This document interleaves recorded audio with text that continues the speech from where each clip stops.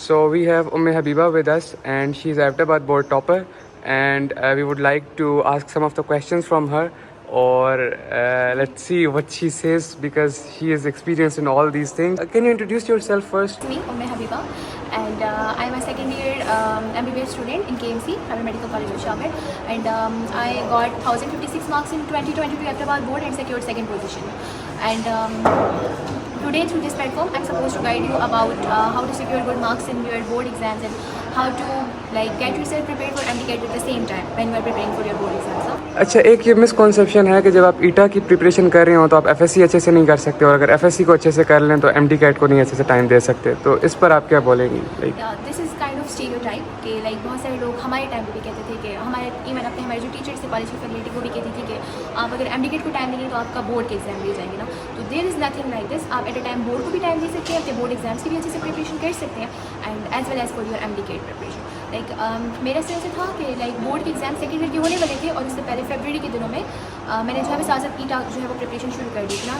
I was kind of disappointed in my first year exam results. तो मैंने कहा कि मैं नहीं है, बस मैं फिर एमडीकैट की तैयारी करती हूँ। तो ये था कि और दूसरा बहुत सारे बच्चे ये भी समझते हैं कि वो जो 2 महीने के अकेडमी होती है उसमें हम सारा कवर कर लेंगे। So this is there is nothing like this कि आप 2 साल कुछ ना पढ़ो और फिर आप कहोगे 2 महीनों में हम सब कर लेंगे। तो आप जब फर्स्ट ईयर के साथ साथ पढ़ रहे हैं, आप बोर्ड इज़ बेसिकली रेटोलॉजी ना आपने। और हमारा एबटाबाद बोर्ड में मैंने एबटाबाद बोर्ड में मैं अपीयर हुई तो उसका मुझे एक्सपीरियंस है वो ये है कि वो ज़्यादा लिखे हुए को देखते हैं। आपकी लेंथ जितनी ज़्यादा होती है, जितना आप ज़्यादा लिख रहे हैं उस बेस पर आपको मार्क्स मिलता है। तो शख्स के लिए आप ये करें, रटा लगाएं बोर्ड में जो आपने लिखना है, लेकिन साथ साथ अपने कॉन्सेप्ट्स को भी क्लियर करें तो क्या आपको आगे एमडीकैट भी करने का काम आएगा।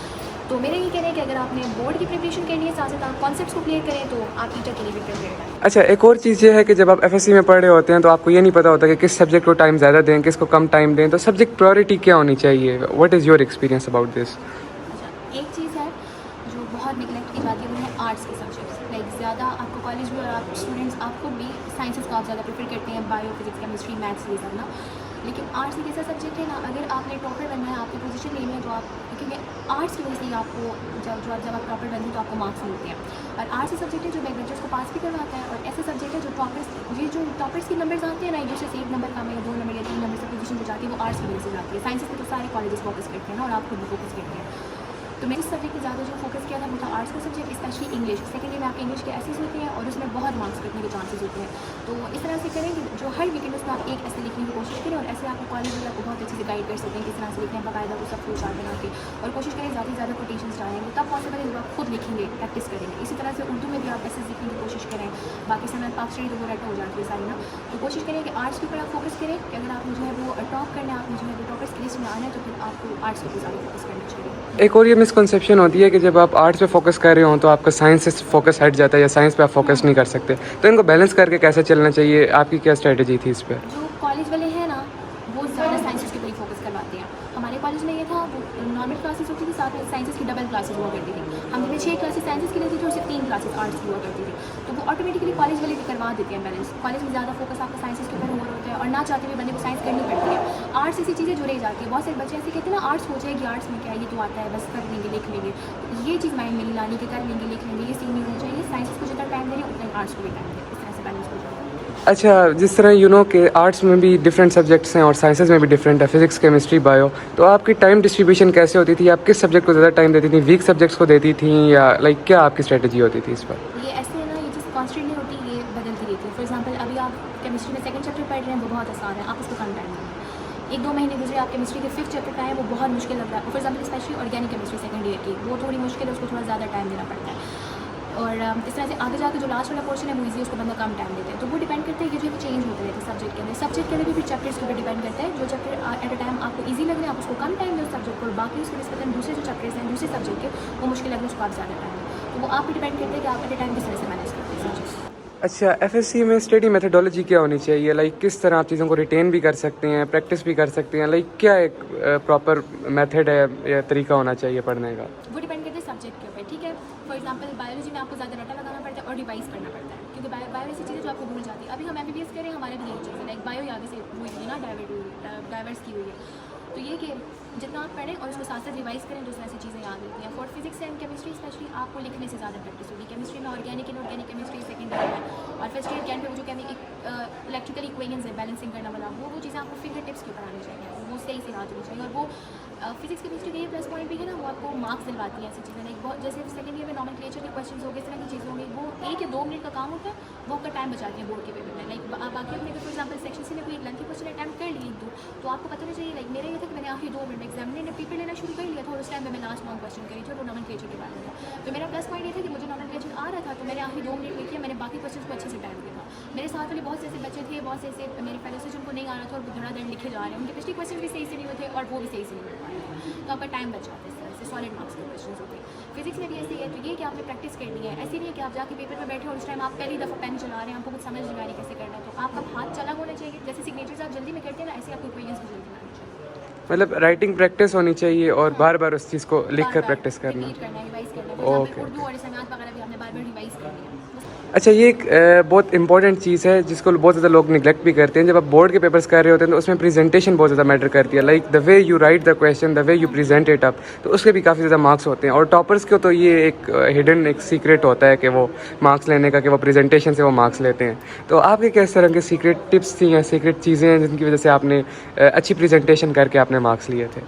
ये जो मैंने ऊपर चीज़ें बताई हैं ना, ये तकरीबन सारे कॉलेज वाले करवाते हैं ना।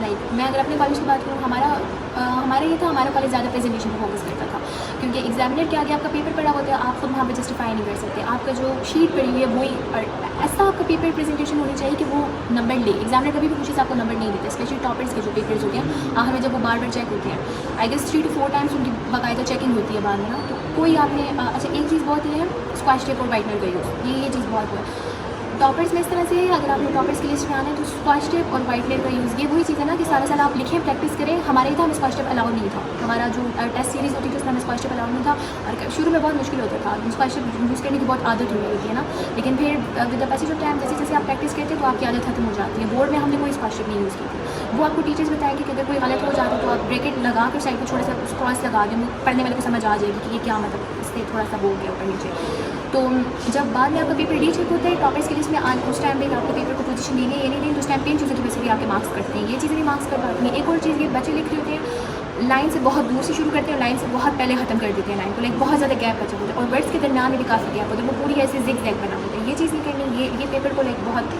वो बनाते हैं। इसके अलावा हेडिंग्स के लिए कि एक और चीज़ ये कि हम मैट्रिक में ये करते थे कि ब्लू मार्कर से हेडिंग दी तो नीचे ब्लैक से लाइन लगानी है, ब्लैक मार्कर से हेडिंग दी जिसमें ब्लू से लाइन लगानी है, वो हम कंट्रास्ट बना रहे थे, प्यारा लगो। ऐसे नहीं होना चाहिए। जिस मार्कर से आपने हेडिंग दी उसी मार्कर से आप लाइन लगाएं। और मार्कर्स ये कि कट मार्कर्स अगर आपको यूज़ करने आते हैं तब यूज़ करें। बहुत से बच्चों को यूज़ नहीं करने आते और वो कुछ और बनाया होता है। और जो साइंसेस के सब्जेक्ट है, इंग्लिश नहीं, हाँ इंग्लिश और बायोफिजिक्स, केमिस्ट्री, आर्ट्स के सब्जेक्ट जो जिसमें इंग्लिश है तो वो आपने जो है वो कट मार्कर नहीं, दूसरा नॉर्मल मार्कर यूज़ करें। कट मार्कर्स आप आर्ट्स के उसमें यूज़ करें तो वो ज़्यादा सही रहेगा। और इसके अलावा बाकी आपको पता है कि डेफिनेशन जो है वो सेंटर के अंदर लिखते हैं और क्वेश्चन की डिमांड के मुताबिक आंसर लिखना है। जैसे अगर रीजनिंग क्वेश्चन है तो statement, reason, explanation and then conclusion है। और एक सैम्पल या एक मॉडल जो क्वेश्चन होना चाहिए सेक्शन बी का, कम से कम 6 to 7 हेडिंग्स होनी चाहिए। और जो लॉन्ग क्वेश्चन है वो लेंथ पे डिपेंड करता है, वो फिर आपको पता है कि वो कितनी लेंथ मांग होगी। और आपको ये भी पता होना चाहिए कि स्पेशली इस्लामियात में होता है कि कभी कभी लॉन्ग क्वेश्चन उठाकर उन्होंने शॉर्ट में दिए हुए थे। इस्लामियात का हमारे जो साइंसेस उसमें कैसे था, हमारा जो फिजिक्स का पेपर था 2022 एबटाबाद बोर्ड का, उसमें ये था जितने भी लॉन्ग क्वेश्चन थे वो सारे उन्होंने शॉर्ट में उठा के दिए थे, तो हमारा बहुत टाइम लगा था। और ये आपको आना चाहिए कि अगर जो चीज़ आपने लॉन्ग प्रिपेयर की हुई वो पेपर में शॉर्ट में आ जाती है तो आप कैसे उसको शॉर्ट करें, और जो शॉर्ट है वो लॉन्ग में आ जाती है तो कैसे उसको खींच के लंबा करना है। तो इस लिहाज से भी आपको प्रिपेयर होना चाहिए।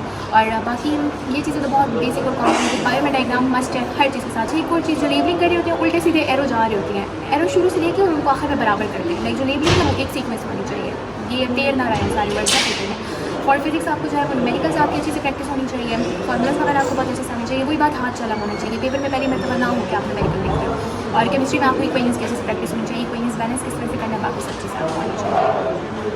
अच्छा, ये आपने एफएससी के बारे में काफ़ी डिटेल्ड गाइड बताई है हमें, तो कैन यू एक्सप्लेन कि आपने एफएससी के दौरान एमडी गाइड की प्रिपरेशन किस तरह की थी और क्या क्या चीज़ें आपने की थी ड्यूरिंग योर एफएससी, और किस तरह टाइम निकाला था इन चीज़ों के लिए? हमारा जो कोर्स का मतलब कंप्लीट हो गया था, उसके बाद रिवीजन्स होती थी, ये पेपर आए दिन पेपर हो रहा है, टेस्ट सीरीज़ वगैरह सब ना।